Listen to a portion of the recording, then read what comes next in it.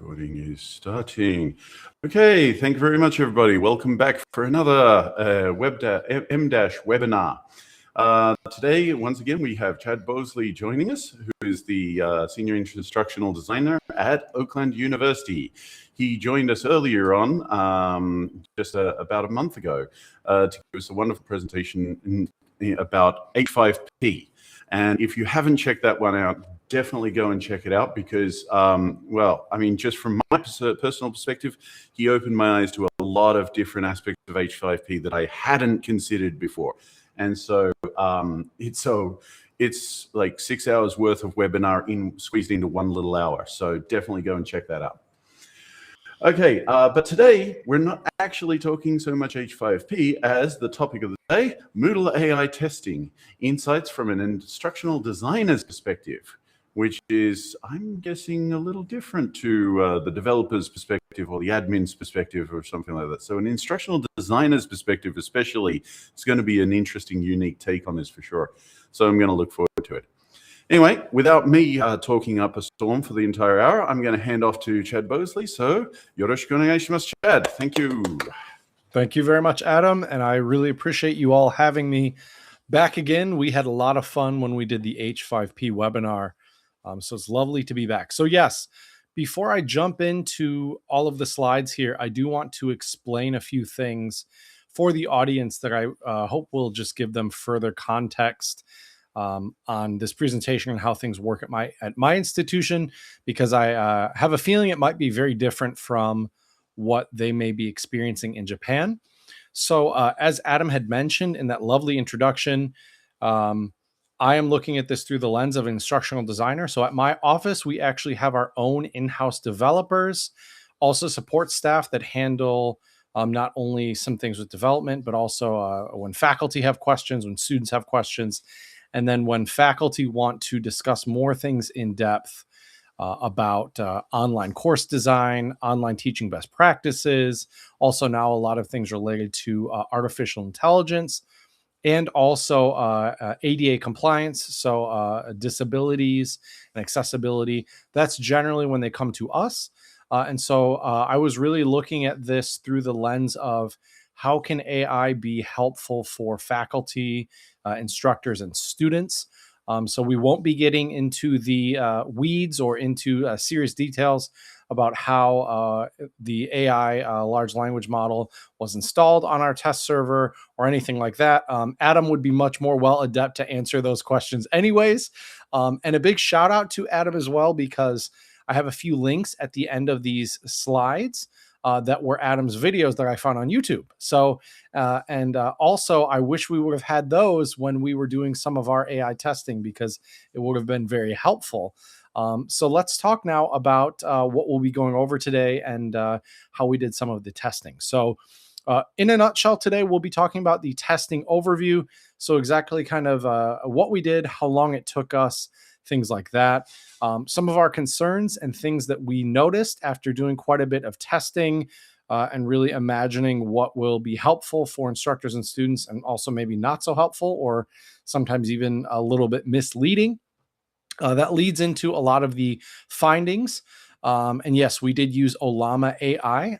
There are, I believe, a few other types that can be installed in Moodle, but Ollama was the AI instance that we tested. And then also just some takeaways and things that we thought would be helpful for our team and our university, but also hopefully for all of you as well. So that's what we'll really be discussing today.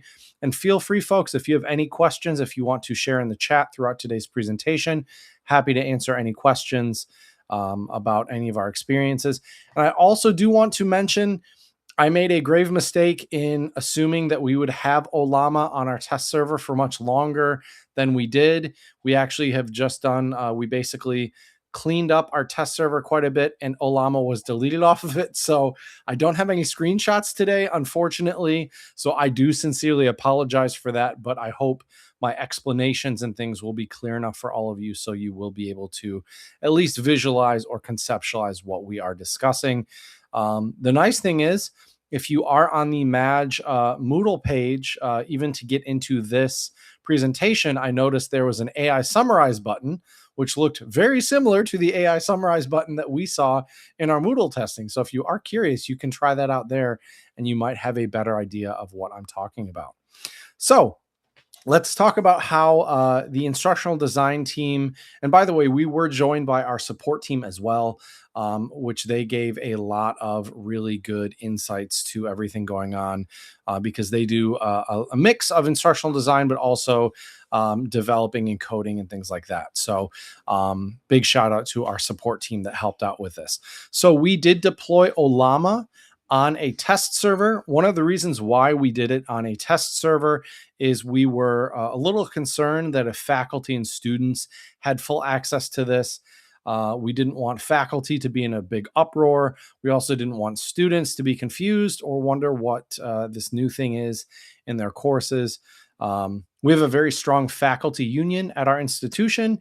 And so we want to make sure whenever we deploy anything on our live Moodle courses that, number one, we communicate it very clearly with faculty, what is on Moodle, if there's something new, how they can use it. We also have all of the support documents, video help, anything like that. We generally build in-house. So as you all can imagine, there's a lot of things we have to account for before putting things live on Moodle.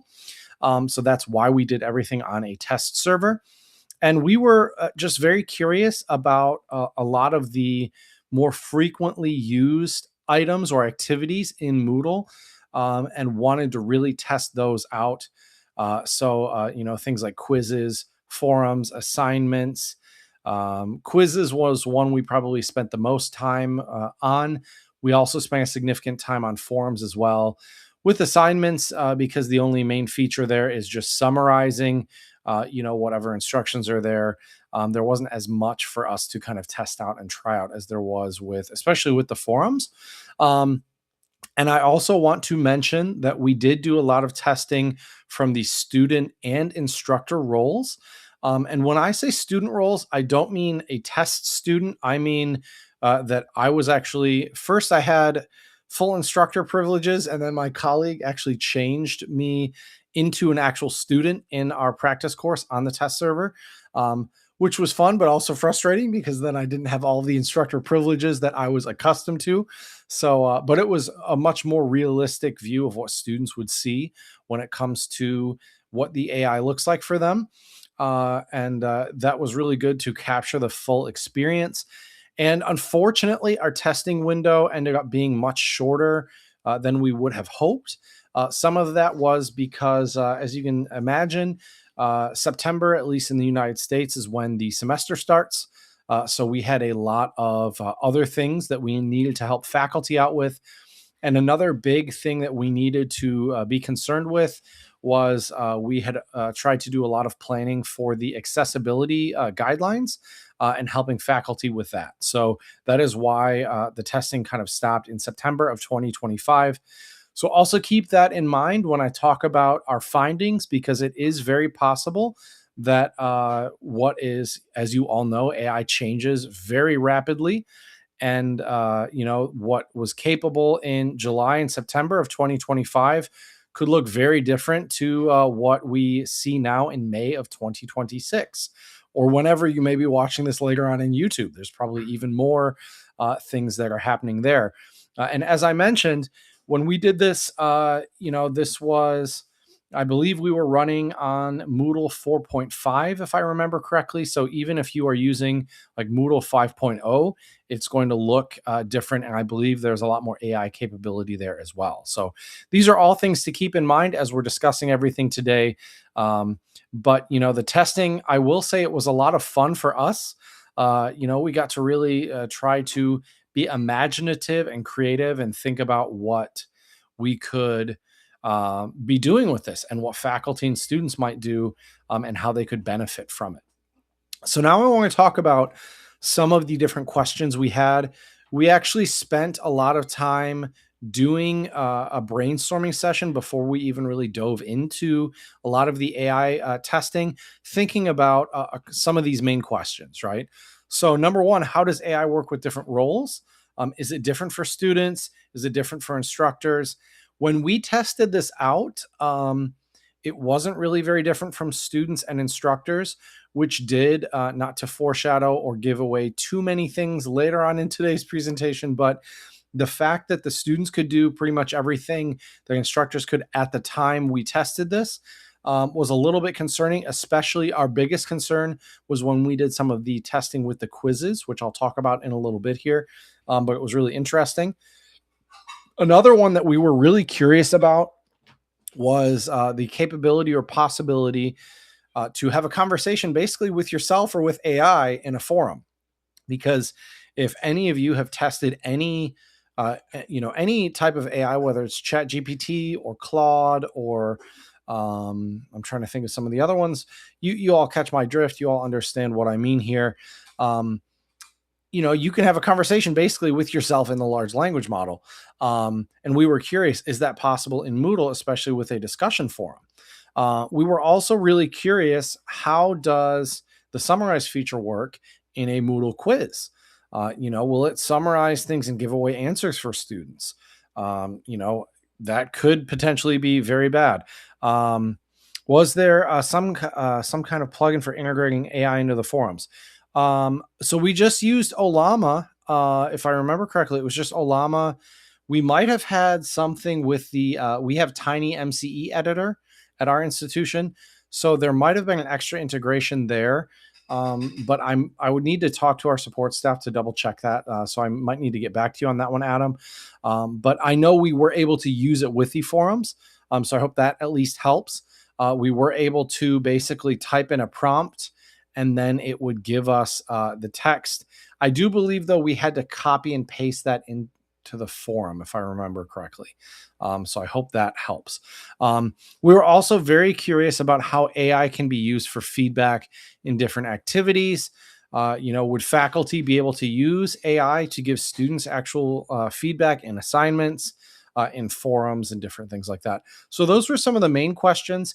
I do want to check and see if there's any other questions. Here are a few more, just to give you all a few bonus things. We were curious if any AI usage would show up in the Moodle logs. This is more of, kind of an in-depth, almost developer type question. But if you are a faculty and you do use the Moodle logs, you should be able to access them as an instructor. So we were very curious if that was possible at all. We were also very curious, if we could pull any different kind of numeric data on AI. Unfortunately, at the time, there wasn't really a way we could do that. I'm not sure if that has changed since. We were also really curious about, how AI would work for student grades and summarizing those. Like, could a student go into the user report and summarize the grades? I'm not really sure if a student would do that or if that would be helpful, but that was something we were kind of curious about.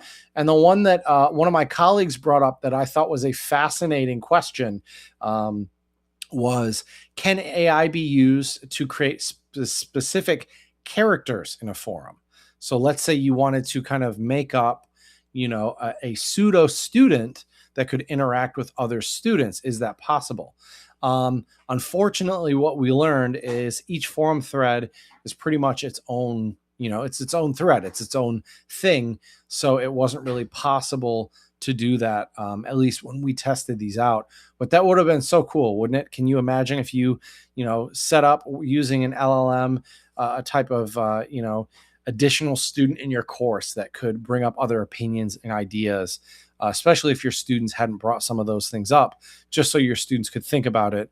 Or if you think about it from a language perspective, it's extra practice and input for your students, whether they're learning English or Japanese or anything else. So those were a lot of our kind of big main questions that we asked as we thought about testing and what we wanted to test. Okay, so now let's talk about, I didn't skip one, did I? No, okay.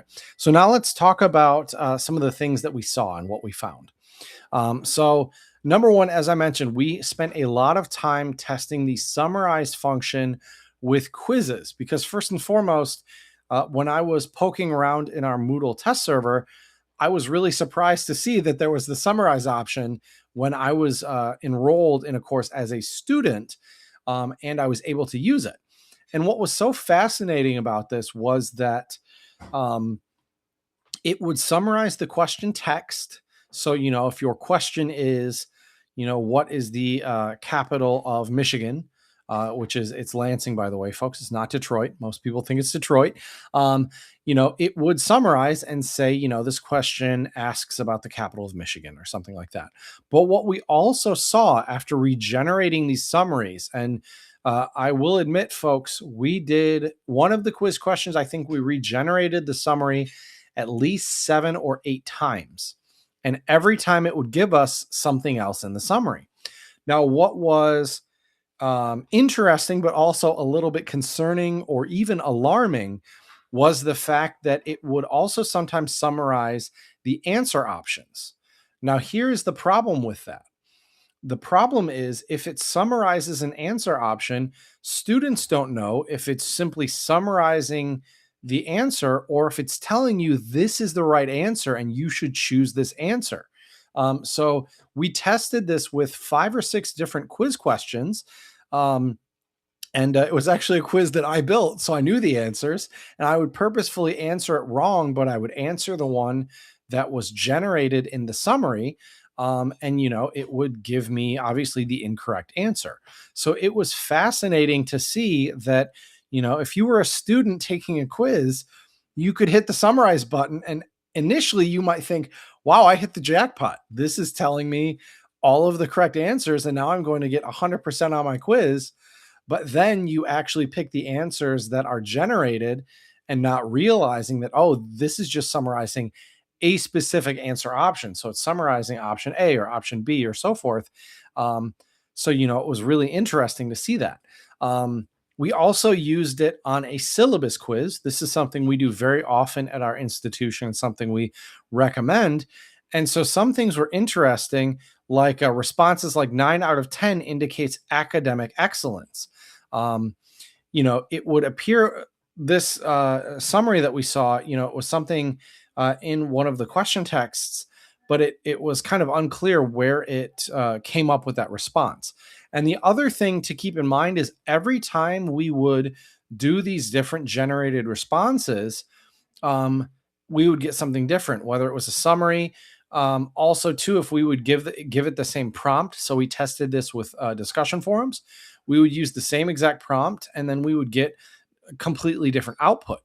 Sometimes that can be great, right? But also, it can sometimes, as if any of you have messed around with AI, sometimes it will give you a suboptimal output that you can really use, or it might not be helpful. So thinking about this, and if we really felt comfortable fully integrating AI into our live Moodle instance, it would be really helpful to be able to identify the activity types. Also, when you might be able to summarize specific things, or which activity types could be summarized. So we would ideally turn it off for something like quizzes. But if you wanted a summary for an assignment, description or instructions, we think that would be really helpful. There are a lot of different things in Moodle where a summary can be really helpful and useful, and then other things where it might be detrimental. If you summarize a grade book and it tells you specific numbers, it might give you information that might not be 100% accurate and could lead to students being concerned about their grades or something, depending on whatever that output from the summary is. So that was really interesting. And I do also want to share one kind of funny thing, which was really unexpected. When we were generating summaries for the quiz in our Moodle test server, one time, and once again, I really wish I would have taken a screenshot at the moment, but it actually wished me good luck. I couldn't believe it, but it actually said good luck, and then it gave the question text, which was hilarious. We could not believe it. My coworkers and I were laughing really hard when we saw that. So kind of funny and interesting. Okay, so we've talked a little bit about quizzes, and generally for the quizzes, we were using the summarize feature. Now, when it comes to forums, this is where we really thought at the time of testing that forums would be kind of the gold mine. Forums would be what could be really useful. And so we were curious, number one, could an instructor start a conversation with themselves And the answer is yes. You could obviously go in where there's the prompt to generate, and you could say, write me an initial post for this discussion forum, for example. So that was really interesting. As I mentioned, we thought about having AI be maybe a character or like a fake student. Unfortunately, that is not possible. Each thread is isolated. You can't really do cross thread context, which would be great. If you think about it, if you could somehow do cross thread context, you could rope in things that someone else said in a forum and say, oh, well, my student here mentioned this thing and my student there said this other thing, and this is how it relates, or something like that. That could be really cool. Really interesting way to thread in different themes or concepts in your courses, but that's not currently, at least when we tested this, that's not possible.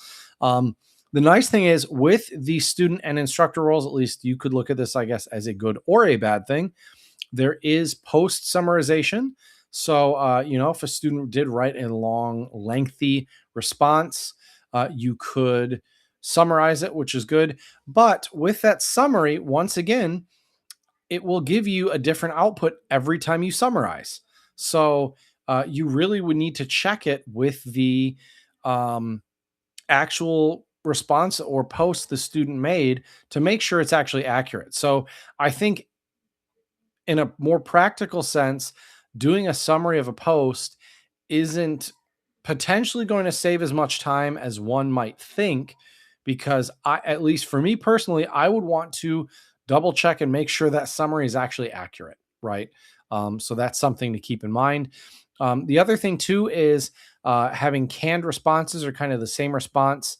You can avoid some generic AI replies, but you have to really think about your prompt and how you write the prompt. And I can tell all of you, just to give you maybe a smile or something kind of funny.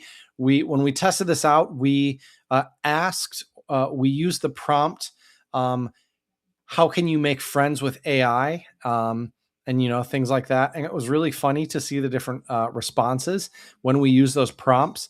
But I will say, even when we tried that, we had to be a lot more in depth with a lot of our prompts in order to get useful text that we could then use in the discussion forums. But we were able to do that, and it was really funny. We even tested it out where everything was fully AI. What I mean by that, well, other than the prompt that was human written, everything was AI. What I mean by that is we started a discussion forum.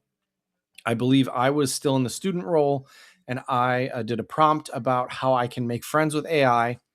Then my coworker, who had the teacher role or instructor role, then summarized my prompt, copied and pasted that summary into the prompt for a new one, for a reply, and then said, please make a reply to this. And we did that a few times, and it did, give us a discussion forum thread. I will say, though, when we read it out loud, it did sound like AI. It really, if you were an instructor, while it doesn't blatantly say this was made with AI, I think you might be able to tell, at least if you're accustomed to how your students generally sound when they write. But it was kind of fun to test and do a fully AI prompted and post and replies all through AI, which I found really fascinating and kind of funny. But that also begs the question, should we be concerned about students using something like this, especially in a language classroom where they should be the ones, writing and practicing their language? That opens up the discussion to, if you do allow students to use AI prompts, maybe they need to also cite or post what they're prompting. And then maybe you add another layer to it where you have the students critique or edit or even revise the initial AI output. This is something I could see being valuable in a language classroom, and maybe even used in the future, when AI is being used more often in education. So that's just a kind of a thought I'd like to share with everyone, just to have everyone think about for a little bit, because I think AI has a lot of great uses, and there are certain ways we can utilize it to help students learn. I think many folks just assume AI is going to make all of our students lazy and not think or not do any work anymore. I mean, well, yes, if all they do is write prompts and copy and paste what the AI output says, that's not really learning. But I think there are certain ideas and strategies and ways to encourage learning and AI use at the same time. Anyways, that could be a whole nother presentation. Okay, so then we wanted to figure out, going back to our main questions here, can we use, or can instructors use AI to assist with their feedback? And what we found at the time between July and September, that the AI assisted feedback was really limited. It at the time, it was not able to actually access like files or things like that. With Moodle, if you upload, a Word document, it will do like a rendering of it in the Moodle grader, where you can grade it and do everything there. We couldn't, at least with our instance, that's how it works. And we couldn't do that. So as you can imagine, you would have to literally copy and paste your students' work into that AI. And that just really seems a lot more cumbersome than just grading the actual assignment, right? You're adding a lot of unnecessary extra steps. That also relates to, privacy and security concerns. Are you comfortable with copying and pasting students' work? Are your students comfortable with you copying and pasting their work into AI, right? A lot of students might not. I think maybe in the future, this could be something that could be used. I do find the idea of training an AI to grade students' work as interesting. I don't know, though, ethically speaking, how students might feel about that. I think also there is something of value to students when they understand that their instructors are the ones reading their work, giving them feedback, commenting on their work. At least currently, I don't think AI is there yet. So we really didn't see any great use cases here with AI assisted feedback for instructors. If anything, maybe, copying and pasting it and making a forum response, but that is, that is, at least when we were testing this, kind of the maximum we thought when it came to feedback with AI. Okay, so another thing that was a major concern for us was the level of transparency. And to this, we really are referring to, there wasn't at the time any way to log or see any AI activity. So we checked this when I was writing all of those forum posts with AI. There was nothing in any of the logs, nothing logged when I would summarize things. So, when I would summarize it, when I would summarize quiz questions, my instructor would have no idea. If I was summarizing my peers' forum posts, they would have no idea. Like I mentioned, we use TinyMCE as like a text box editor in our instance of Moodle. And there were also no other log entries for faculty or student roles. The peer assessment didn't really flag anything either. Which, once again, the whole point of peer assessment is to learn from your peers, and you give them feedback and they can learn from you. I also do think there's something really important about giving your students feedback. If you were to have AI write it for you, you're not doing any of the work. Your brain is not working. There's no cognitive abilities there. Other than writing a prompt or copy and pasting something as a prompt. So that's not great. This was a major concern of ours. I think if there was a way in Moodle to be able to better track and understand what is being used when it comes to AI or not is really, really important moving forward. And I think this will help a lot of faculty be able to encourage the use of AI and not discourage it, and just have better transparency and understanding. Right now, a lot of faculty that we work with very closely and very often will say things like, well, I have no idea if my students are using AI or not, right? And so by providing transparency for faculty or instructors and students, I think is really important moving forward when it comes to AI usage. And just more buy-in from faculty and from students. I've heard students and faculty both say, well, why should I even care about this if my students or my teacher is just building everything with AI and they're not doing anything, right? I think as humans, most humans, we like to see human generated work, right? There's just something a little bit off or different when it's just fully AI. So, that's just something to keep in mind. Okay, so also touching on a few other concerns, I would say transparency in my mind was one of the biggest ones, but a few other ones are academic integrity, not knowing when students are using AI or not, and then no way of really being able to prove or audit AI use is, a large concern for a lot of folks, faculty, deans, department chairs, really anyone working in not even higher ed, but just education in general. I think academic integrity is important and something to keep in mind. Also, for many institutions in the United States, we have to deal with accessibility guidelines. And so making sure that things that are AI generated, especially AI generated images, if those do or do not have alternate text, right now there's nothing here in terms of AI generated content that is guaranteed to meet those standards. With that being said, I think as AI evolves, we can certainly train the LLMs in Moodle to hopefully do some of these things, right? So that is something that I think is promising and a really good benefit. Like I said earlier in my previous slide with transparency, students and peers don't know if their grades, their classmates' responses or comments are AI generated or genuine from, the instructor or the fellow student, which I think is really important, right? I don't want to live in a world where we are constantly wondering, did a human actually make this, or did someone just copy and paste this into a prompt? Also, if I'm sharing something a little bit more private or vulnerable in a discussion forum, am I okay with that being copied and pasted into, an AI generator? Maybe, maybe not, right? Also, the key thing that we noticed as well from a lot of our testing was consistency or lack thereof.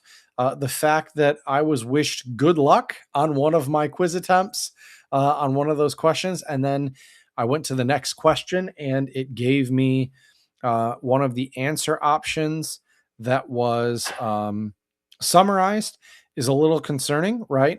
So having a level of consistency is crucial in order to have more, I think, friendly AI usage, more frequent AI usage as well. So yes, yeah, that's good. That's very good to know. So in the chat, interestingly, Marcus Green has always been rather pointed about making sure the transparency was there in his AI text Q type, which, yeah, that's great. That's really important. And by the way, folks, there are some Moodle guidelines when it comes to AI, which are also linked in these slides at the very end as well. So yes, so those were really our main concerns.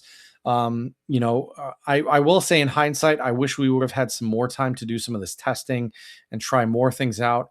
Our institution isn't using Moodle 5.0 yet, but when we do move over to 5.0, I would love to do all of this again and just see how it's different and see how AI has evolved, because I think a lot has changed since September of 2025. And I think there's a lot of potential use cases and things we can explore as well. Okay, so moving forward, there's a few things to keep in mind and some lessons that we certainly learned from trying this out. The first thing that I would say is if you have a Moodle test server at your institution, please test all of this stuff before you deploy it. The fact that, as I mentioned, in a student role, I could summarize quiz questions was really not a great thing that we saw that really did make us stop and consider, should this go on our live Moodle courses? And it currently has not yet. We do not have Olama installed in our live instance of Moodle. So really thinking about how these AI tools might work in your specific context. The last thing we want is for faculty or students to be concerned when they're using Moodle and then see something new and they either don't understand it or it causes issues for them. Another really important thing too is setting expectations with your students, really letting them know where AI is used and isn't used in the course is really important. I think also on the same with the same idea there. Also, if you do allow AI usage in your courses, having students also be transparent and disclose when they use AI and when they don't is really important. I think at this point in time, it's not very realistic to fully ban AI. I mean, you can ban it, but students are probably still going to use it. And I don't really know of a way that you can stop them other than some faculty that I know who teach writing at our institution are now actually making students hand write their essays, which I think is a little bit draconian and crazy. But, I'm not as concerned about AI as they probably are. And they probably are also sick of reading papers that are the term we tend to use over here is AI slop. That is just, students put in a prompt, AI spits something back out, and they turn that in as their paper, right? I do think you can use AI to help you learn. I do think you can also get better output results from AI. Just to be fully transparent, I use AI quite a bit for my own personal work. And I think it's great, but I also don't just copy paste the first thing that I get out of, Gemini or ChatGPT or whatever I may be using that day. And I also do share with faculty, for example. Just an example, I was helping a faculty member with a rubric a few weeks ago, and I used AI to refine the rubric. And I told the faculty, I used AI to help us refine this rubric. I don't want to take full credit for it. Yes, I did need to do some thoughtful prompting in order to get a good output that we could use. But I think it's important to just set those expectations with your students, with your peers when it comes to AI. Another really important one is thinking about roles. When I say roles, I mean student roles, instructor roles, things like that. Thinking about how those permissions might be configured. This is more of the development side of Moodle. And I will be honest with all of you, I am probably not the expert here to touch on this stuff. But if it's possible to have different permissions and configurations, depending on the roles, I think that is really important, and having those aligned with your institution and their academic integrity policies is really important.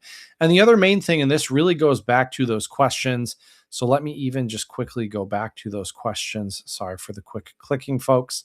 But going back to these questions, how does AI work with different roles? Can an instructor or student have conversation with AI in a forum? What happens in a Moodle quiz? And can AI be used for feedback? This all relates to what we think are more commonly used ways that we can use AI, right? So if I jump forward here to our slide, focusing on the high value use cases, right? So using what activities do most faculty use at your institution? At our institution, there's a lot of usage of forums, a ton of quizzes. You can also think of content drafting. So, you could certainly use AI to maybe generate some more in-depth instructions for you for your group projects or your term papers or your homework assignments. Really think about how you can leverage AI usage to make your life easier, not more complicated. So, that's just something to keep in mind. Focusing on the high value use cases, I think, are going to be very helpful for faculty, students, and staff using AI moving forward. So those are a few different tips that I have for everyone today. I think that there's still a lot more work to be done, but I also do believe that there is a lot of promise and potential with AI and with Moodle and online teaching and learning. So I believe that is what I have in terms of tips. and some guidance. I do have some other questions and considerations, and I'm also really curious what some of your questions and considerations are when it comes to AI and Moodle. I am really curious about data governance and ethics with this. How will we ensure that AI is being used ethically? What's the point of giving your students a quiz if they can just use AI to do all the work for them? Also, if you have done any AI testing on your own, there is a lot of different bias with AI. One of my favorite examples when it comes to bias with AI is a faculty that I was working with had AI generate some different images, and when you would write things, for example, they said, show me a group of boys and girls in Chicago. It when you had a very vague prompt like that, the image it generated was pretty much all white, blonde haired or brown haired boys and girls in Chicago. And I don't expect anyone here, since I am presenting for Moodle Japan, but I can tell all of you Chicago is an incredibly diverse city, and you're going to see a lot more than just white boys and girls in Chicago, right? But that is like a bias that the AI generated, right? So also having faculty and students be aware of this bias, and also what are these, the folks that actually design these large language models, how are they going to try to mitigate bias is really important, and make sure things are fair and accurate with AI generated content, also with feedback. Let me get a quick drink of water here and then we'll continue. Another one too is seamless integration. I can tell all of you, because I have watched Adam's awesome videos, that I do not nearly have the skill set that Adam does when it comes to a lot of the other backend things on Moodle. And I can tell you folks that unless you're fairly skilled in this, I don't think integrating it is super easy or user friendly. That being said, I do think it's gotten a lot better. And at least the basic functions of summarizing and generating text, I think a lot of faculty can do, but also thinking about how we can integrate this deeper into Moodle when it comes to files, discussions, especially gradebooks. And I'm really curious when it comes to gradebooks, how that also relates to the ethics portion that I just mentioned, right? I do think there could be some good things with seamless integration. What I would love to see, and I think students would love to see, is if there was a way where there was AI, if you had it plugged in with the gradebook, and students could ask the AI and say something like, I currently have an 80% in my course. What do I need to get on my final paper, final exam, in order to get, an 85% or what have you? I think that would be really cool. I don't know if that will ever happen, but I could see students really appreciating something like that. Could be really interesting for students. Also, when it comes to pedagogical evolution, how are we going to change the way that we teach? How is this going to morph the way students learn? I really hope this will make instructional design a lot easier and more seamless for faculty. I hope in the future what this means is that faculty will have more clear instructions and directions. I would love for teachers also to be able to ask AI. I can tell all of you, I have probably done over 500 gradebook consultations at my 4 years at Oakland University. Don't get me wrong, I love helping faculty out. But when you've asked the same, question, when you've been asked the same question over 100 times and answered it probably at least 100 times, if faculty would be able to ask, AI and Moodle and say, I would like this to make my gradebook more organized via categories instead of just all my single grade items. I think that could be really helpful for educators and faculty. And my biggest question here too is, how will AI force students and instructors to think critically, and how can we use AI to help us think more critically and also use AI more responsibly, I think is a really important thing to keep in mind.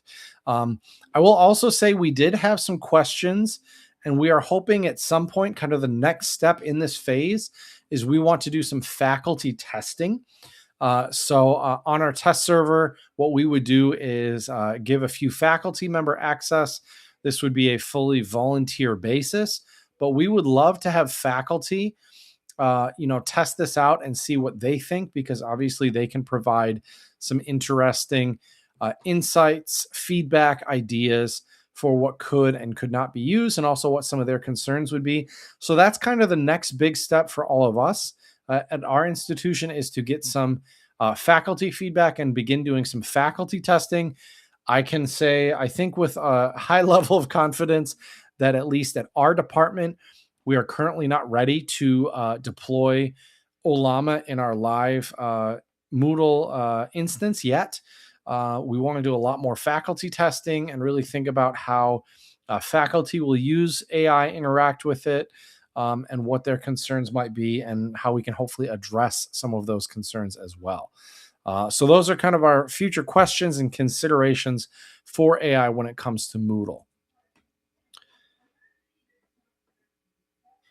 So that is concluding the rest of my talk today, unless there are any other questions. I do have some links and some resources, and I do believe I should be able to upload this to the Moodle page for Madge, so I am happy to do that. By the way, folks, shameless plug here, please check out Adam's 2 video links here. They're fantastic. I watched both of them, and they were really insightful and helpful. I also have some links here. The Moodle Academy has a Teaching with AI course that I'm thinking about enrolling in the near future. I haven't enrolled, so I can't say how good it is, but all of the Moodle Academy things that I've done in the past have all been fantastic. And I also wanted to link out to the Moodle AI principles as well. And like I said, folks, I do sincerely apologize. I would have loved to have some screenshots of the outputs and things that we saw here, but I hope me describing some of the prompts and the summaries gave you at least a slight idea of kind of the results and findings that we got from our Moodle AI testing. So I want to thank you all so much for coming today. I hope this was a useful presentation for everyone. I'll stay on if there are any other questions. But once again, thank you, Adam, so much for having me. And this was Moodle AI testing, insights from an instructional designer's perspective. So thank you. Thank you very much, Chad. And big round of applause. Well, virtually, that's really hard to do. But I'm sure, well, I can see some reactions popping up and everything. I'm sure everybody in attendance and in the recording later is also thrilled. I'm going to stop the recording now just before we get into discussion and questions. But if you would like to do a Moodle Association of Japan M- webinar, please sign into the site and go to the M- course. And there is actually a database area where you can submit your own abstract and get in there. Otherwise, just contact me, adam.jenkins@cis.ac.jp, and if you are interested. Okay, anyway, at that, I'm going to stop the recording, and then I have myself a few very pressing questions that I would like to get some answers to. So thank you very much.